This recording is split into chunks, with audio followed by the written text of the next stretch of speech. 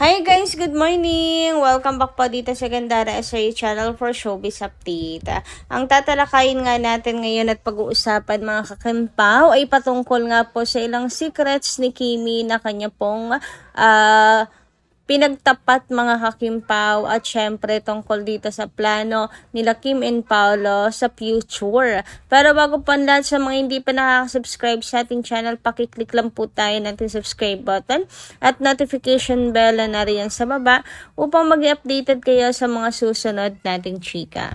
Maraming salamat! Anyway, simulan na nga natin ngayon ang atin pong balitaan mga hakimpaw sa magang ito. Tunahin na natin pag-usapan ang ilang comments na napili kong basahin this morning bilang pasasalamat sa walang sawang pagsuporta ng atin pong mga subscribers sa atin pong daily updates.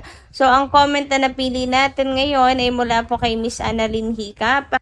Good morning po sa inyo, Miss Annalyn, and maraming salamat sa pagko-comment. Shoutout po sa inyo. Sabi niya, Gandara, iba kasi ang commercial sa TV at sa YouTube. Para sa YouTube po kasi, mga shows lang talaga ng kapamilya. Pero pag sa TV po, yun po ang tunay na commercial.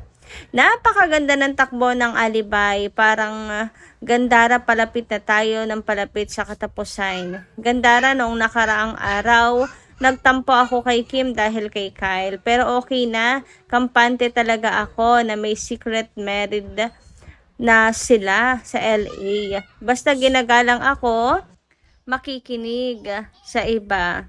Gandara, akala mo rin siguro hindi na ako nanonood. Maayos na yung TV namin, kaya sa TV na ako nanonood ng mga vlog niyo ni Ders. God bless you both. Maraming salamat sa pagtatanggol sa ating minamahal na Kimpaw at sa mga ex nila. Manahimik naman na kayo, pabayaan na ninyo silang maging maligaya. Napakaraming artist. Dapat kailangan silang gusto nyong makatrabaho. Sabi nga ni Paolo sa interview, siya na lang muna. So, ayan mga Kimpaw. Medyo hindi ko lang nagets yung iba, but Miss Annalyn Hicap, ayan, happy to hear na okay na po pala yung TV niyo, madam. Pero, matanong ko lamang po, YouTube din po ba kaya nanonood via Smart TV? Or talagang sa channel po talaga ng kapamilya? To confirm lang din talaga na mga shows talaga yung mga commercials ngayon ng The Alibay. Kasi dami talagang nagko-comment eh. Sa iWan kasi ako nanonood mga kakimpo kasi yung TV nga po namin ay ano lang siya, Smart TV. Wala pong antena mga kakimpaw. Wala rin pong digital box. So, talagang YouTube lang po ang pakinabang ng TV mga kakimpaw. So, sa iwan lang po ako nanonood and sa YouTube. So, yun din yung napapanood ko, diba, mga kakimpaw. Pero sa TV, ang balita ko naman ay mataas po ang TV ads rate at TV ad counts nito, mga kakimpaw. So, nagtataka ako bakit may mga nagre-reklamo na bakit parang umurong na daw yung advertisers ng The Alibay, ganyan na. Bakit puro promotional na lang ng mga series and movies ng ABS ang pinapalabas at konti na lang yung mga brands. Pero syempre para mapanatag ang ilan doon po sa mga TV ads count ng Kimpaw sobrang taas pa rin naman po ng ating record mga kakimpaw. So, nating to worry mga kakipi dahil sina Kim and Paolo naman malakas po sa masa yan. Malakas ang hatak nila. So, imposibleng mag-uurungan po ang mga sponsors. Anyway, dumako naman nga tayo dito mga kakimpaw sa mga photoshoot ni Chinita Princess, lalo na sa beach mga kakipi. So, narito nga po ang kanyang statement, ang kanya pong interview mga kakimpaw at pag-amin tungkol dito sa likod ng kanyang mga beach photos mga kakimpaw. So, hindi talaga siya mahilig mag-beach talaga mga kakipi. Sadyang mahilig lang talaga siyang mag-photoshoot mga kakimpaw. So, pag-amin nga po ni Chinita Princess, Ito yung kanyang big secret mga kakimpaw na ngayon ay hindi na secret dahil ibubulgar na niya mga kakimpaw. Sabi nga dito, truth to be told and you may find it hard to believe. Kim is actually not into swimming in the beach or trying out water sports. She does love going to the beach for the relaxing vibe and to shoot content. Kim, who has also transitioned into vlogging and content creation, revealed something content creators today will surely be able to relate to. Mahilig lang ako magpicture and meron akong secret na hindi ko talaga sinasabi. Pero sige, sasabihin na natin.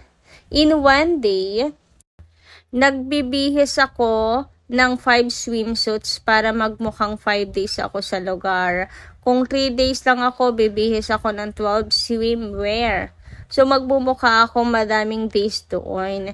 Kaya akala nila mahilig ako sa beach. Nako, relate na relate siya na ang mga content creator, mga kakimpawa, and mga affiliates, and mga models, mga kakimpaw. Ay, bawat anggulo ng beach kinunan na iba't ibang swimsuit, iba't ibang post, iba't ibang photoshoot ang ginagawa. Sinusulit talaga yung araw. And ito pala ang technique ni Kimi and big secret, mga kakimpaw. Di daw talaga niya to sinasabi, pero yun ang katotohanan. Well, kaya pala sobrang dami niyang photoshoot sa Paris, mga kakimpaw. In just 3 weeks niya doon, ang dami niyang nagawa. Siguro 1 and 2 days niya lamang pong photoshoot, no? Grabe, sa isang araw, mga 5 photoshoots ata ang ginawa ni Kimi. Siyempre kasi 'di ba nakapagtataka, nag-aral siya doon pero ang dami niyang time para sa photoshoot. Yun pala mga kakimpaw, dahil po pala sa secret and technique niya na yun. And if you're not flexible, talagang mapapagod ka kasama si Chinita Princess. Sobrang daming nangyayari sa isang araw, mga kakimpaw. Buti na sasabayan pa siya ng isang nonchalanta Paula Avellino na mabilis malupat.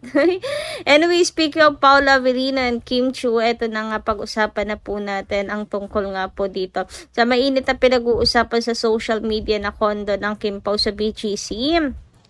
And mukhang hindi lang daw po ito chika-chika or kwento-kwento, gawa-gawa lang, mga kakimpaw, dahil nga sa vlog minsan po ni Ray Pumaloy na sinundo daw po ng isang sasakyan sina Kim and Paolo.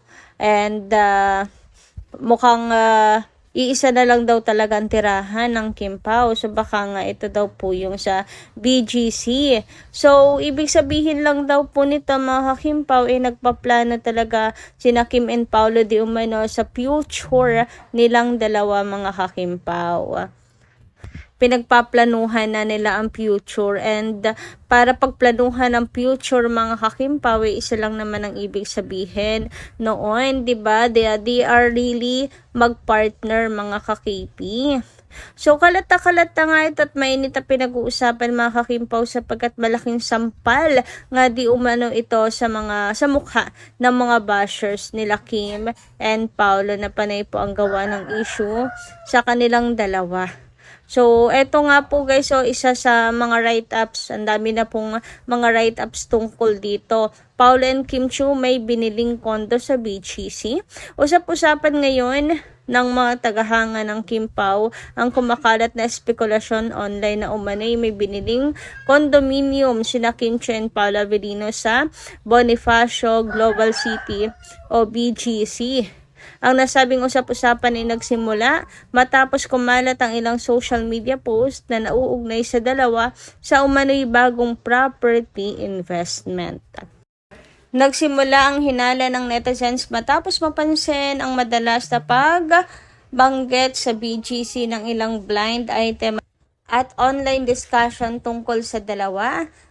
Bagamat walang direktang patunay, agad itong pinagtagpi-tagpi ng mga masusugid na taga-suporta na naghahanap ng palatandaan tungkol sa tunay na estado ng kanilang relasyon. Lalong umugong ang intriga matapos mapansin ng fans na tila komportableng samahan ni Kim and Paolo sa ilang events at interviews. Marami ang nagsasabing natural ang chemistry nilang dalawa. Dahilan para mas lalong kiligin ang kanilang supporters na matagal nang umaasang may espesyal ngang namamagitan sa kanila. May mga netizens din namang nananatiling maingat at sinasabing wala pang sapat na ebidensya upang patunayang totoo ang balita. Para sa kanila, maaring isa lamang itong investment o simpleng haka-haka na pinapalaki dahil sa kasikatan ng tambalang Kim Pao. Sa kabila nito, nananatiling tikom ang bibig ng kampo ni Kim and Paolo tungkol sa naturang issue. Wala pa silang direktang kumpirmasyon o pahayag kung totoo nga bang may nabiling kondo sa BGC o kung may plano ba silang lumipat sa bagong tahanan. Sa ngayon, patuloy na inaabangan ng kanilang mga tagahanga ang anumang paglilinaw mula sa dalawa habang wala pang kumpirmasyon. Nananatiling palaisipan kung may katotohanan ba ang bali-balitang ito o isa lamang itong panibagong kwentong likha ng mapanuring mata ng netizens. And yan din naman ang lagi kong sinasabi sa inyo mga kakimpaw, hanggat wala pang ebidensya, talagang mananatiling dilulo lamang po ito at may chance din na hindi ito totoo mga kakipi. Minsan kasi ang dilulo natin ay pinapaniwala nating totoo. So abang na lang din po tayo, dilulo at your own risk, ika nga. Abang na lang rin tayo, lalabas at lalabas din naman po ang katotohanan na mga kakimpaw. Kung totoo yan, lalabas po yan. At kung hindi rin totoo, babaon at babaon lamang po ito mga kakimpaw kapag wala naman talagang ilalabas na ebidensya. Ang importante mga kakimpaw, lagi pa rin po tayo nakakapit kina Kim and Paolo at naniniwala po na sila po ang magiging endgame sa huli. So yun lang po muna ang ating update. Maraming salamat guys sa inyong pakikinigan. Kita kas po muli sa mga susunod natin chika.